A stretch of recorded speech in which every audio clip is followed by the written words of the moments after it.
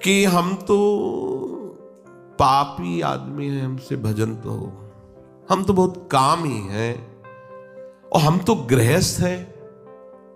पहली बात समझिए, रिक्शा पकड़ लेने के कारण रिक्शा कहने से खड़ा हो जाता है, तो आप समझो आपने पाप को पकड़ लिया, स्वयं आप अपने को पापी बोलने लगे। अरे हिम्मत करके तू बोल, जैसे भगवान तेरे को बोलते हैं ममैवांशो, तो बोल भगवान का अंश है, भगवान का अंश है तू, निज परिकर है प्रभु का। तूने पाप पकड़ रखा है, पाप की गलती तूने की है, उस गलती को तू पकड़ रहा है, छोड़। वो कह रहे हैं कि तू मेरा है तो हम सर्व पापेभ्यो मोक्षयिष्यामि मा शुचा। ये सबसे बड़ी गलती होती है। उपासक इनको पकड़ रखता है, काम आया चला गया अपनी चेष्टा कर, अब वो उसको पकड़े बैठा रो रहा है, ओ काम काम काम। तुम पकड़े हो, छोड़ो। वो गलती क्यों हुई? क्योंकि तुम उस समय भजन में नहीं थे, तो इस समय क्या कर रहे हो? वही गलती का अवसर फिर दे रहे हो। आज से कसम खाता हूं, ये कुछ कसम काम नहीं करेगी। कसम बोलने की जरूरत नहीं, राधा राधा बोलने की जरूरत है। राधा राधा बोलोगे बिना कसम के निकल जाओगे, क्योंकि पावर आ जाएगा। और राधा राधा नहीं तो हर बार कसम खाओ, कुछ नहीं होने वाला। ये बहुत सब आप अपने अनुभव से देख लीजिए। कसम थोड़ी रोकती है, आध्यात्मिक शक्ति का बल उसे रोकता है, और वो आएगा नाम जप से। और नाम जप करो नहीं, वर्तमान में दुनिया का प्रपंच सोचो, तो तुम जीत नहीं पाओगे माया से। साधक की सोचता मैं गृहस्थ हूं, नहीं, गृहस्थी एक हमारा कर्तव्य कर्म है, लेकिन मैं प्रभु का हूं। मुख्य कर्तव्य कर्म है अपने प्रभु को प्राप्त करना। ये जो मान्यताएं आप बैठाल रखे, मैं स्त्री हूं तो मेरा कर्तव्य ये है, मैं पति हूं तो मेरा कर्तव्य ये है, मैं पुत्र हूं तो मेरा कर्तव्य ये है, मैं अमुक हूं तो मेरा कर्तव्य ये है, तो सर्वधर्मान परित्यज्य मामेकं शरणं व्रज अहम त्वाम सर्व पापेभ्यो मोक्षयिष्यामि मा शुचः। भगवान कह रहे सब धर्मों को मेरे चरणों में समर्पित कर दो। सर्वधर्म परित्यजन का मतलब ये नहीं है कि आप धर्म त्यागी हो गए, नहीं, सर्व धर्मों का परिणाम प्रभु के चरणों में समर्पित कर दिया। पति सेवा का फल हो, हरि प्रसन्न हो, हमारे परिवार पोषण का फल हो, मेरे प्रियालाल प्रसन्न हो, मेरी इस चेष्टा का फल हो, मेरे प्रभु प्रसन्न हो, उनके चरणों में मेरी भक्ति बढ़े। प्रभु का आश्रय, प्रभु की प्रसन्नता, प्रभु का चिंतन, चाहे जा रहे हो।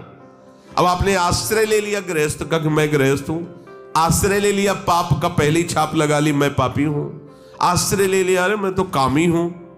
ये सब आगंतुक है, ये स्थायी नहीं है। आगमा पाइनो अनित्यास्तास्ति तिक्षस्व भारत। हर समय काम बना रहता है क्या? हर समय पकड़े रहो काम को, उसका चिंतन करते रहो तो बना रहेगा। चिंतन ना करो तो आना बहुत कम हो जाएगा उसका, धीरे धीरे आएगा ही नहीं। तुम बुलावा देते हो, काम का चिंतन करते हो, काम सुख की लालसा करते हो, तो काम आके हृदय में छा जाता है। अभी हरि का चिंतन करो, श्याम का चिंतन करो, तो श्याम छा जाएंगे। बात तो चिंतन की है, बुलावे की है। कहते हो हमें हरि दर्शन नहीं देते, बुलाते हो काम क्रोध को, कैसे हरि आ जाए? हरि को बुलाओ। बुलाने का तात्पर्य है उनके मिलन की लालसा, उनमें सुख बुद्धि और निरंतर उनका चिंतन। भजन करने वाले उपासक को इसीलिए सिद्धि नहीं मिलती भजन की। भजन की सिद्धि है निरंतर भजन, स्वाभाविक चलना। क्योंकि उपासक अपने आप को गृहस्थ मानता है, अपने आप को ब्राह्मण मानता है, क्षत्रिय मानता है, वैश्य मानता है, शूद्र मानता है, अमुक आश्रम का मानता है, अपने को विद्वान मानता है, अपने को अमुक अमुक। अरे हृदय में ठसक रखो मैं प्रियाजू का हूं, बस खत्म खेल, दूसरी बात नहीं। हमारी एक ही पहचान होनी चाहिए। अब मैं प्रियाजू का हूं। हमारी पहचान गृहस्थी विरक्ति, हमारी पहचान स्त्री पुरुष, हमारी पहचान विद्वान मूर्ख, हमारी पहचान ये नहीं है। मैं श्री जी का हूं, हमारे माई श्यामाजू। ये केवल कहने से नहीं होगा, ये आपके जीवन में आ जाना चाहिए। श्यामाजू के सिवा हमारा कोई नहीं। आपकी भजन की सिद्धि इसी में होगी। जब तक आप अपने को कुछ मानते रहेंगे तब तक आपका निरंतर भजन नहीं होगा। अपने को प्रियालाल का मानते रहेंगे, भजन में अभी बड़े तन्मयता नहीं, लेकिन परिणाम में आपको वही सिद्धि मिलेगी जो सिद्ध महापुरुषों को मिलती है।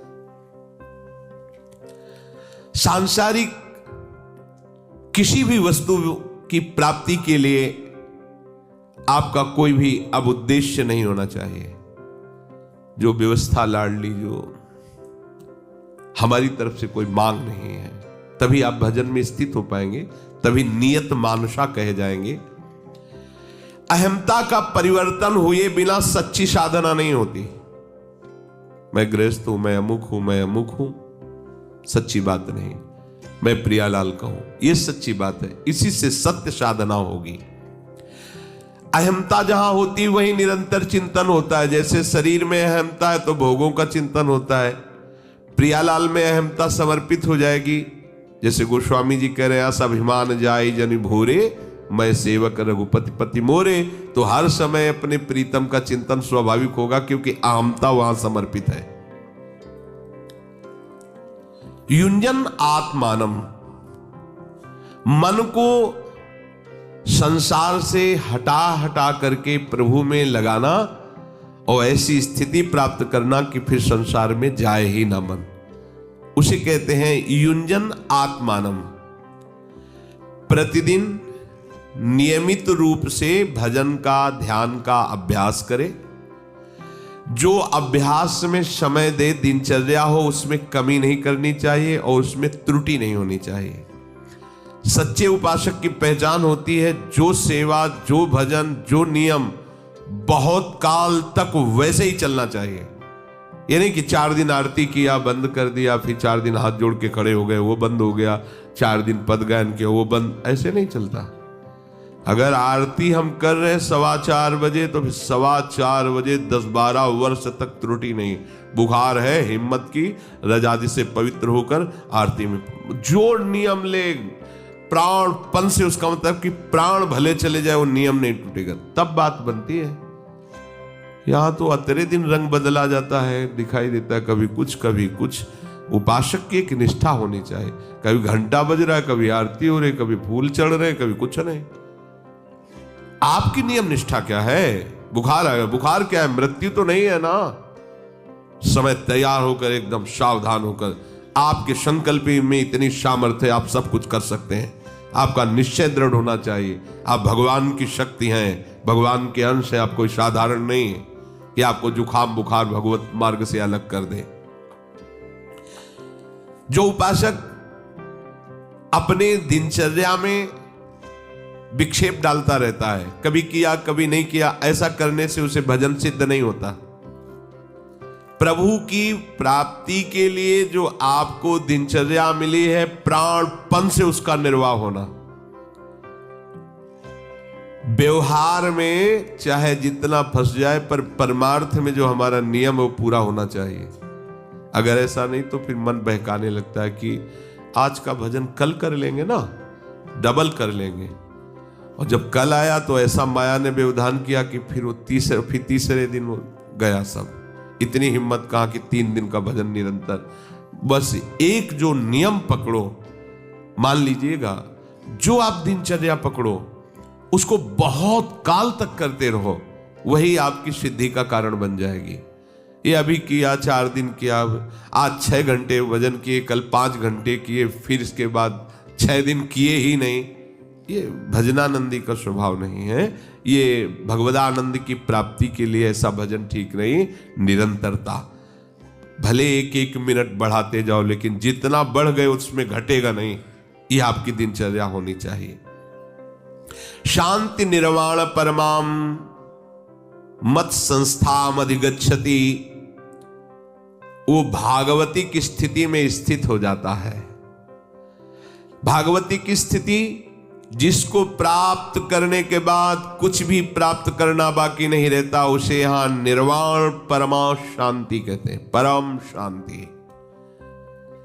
उस उपासक को जो निरंतर साधन परायण रहकर भजन करता है, ये भगवान की तरफ से प्रसाद मिलता है उनको। निर्वाण परम शांति, कोई इच्छा नहीं, कोई चाह नहीं, कुछ प्राप्त करना बाकी नहीं, कुछ जानना बाकी नहीं।